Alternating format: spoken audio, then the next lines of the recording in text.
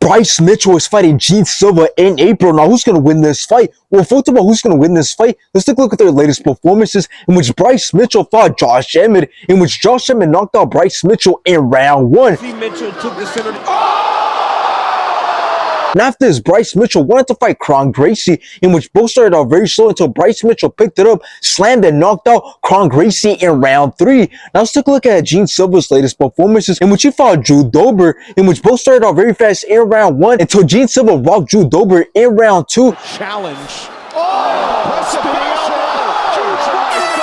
Gene Silva then dropped Drew Dober, but then the rest stopped the fight due to Drew's cut in round 3. And after this, Gene Silva wanted to fight Milsic Bagdasurian, in which Gene Silva dropped and put a lot of punishment on Milsic, and the rest see enough and stopped the fight in round 1.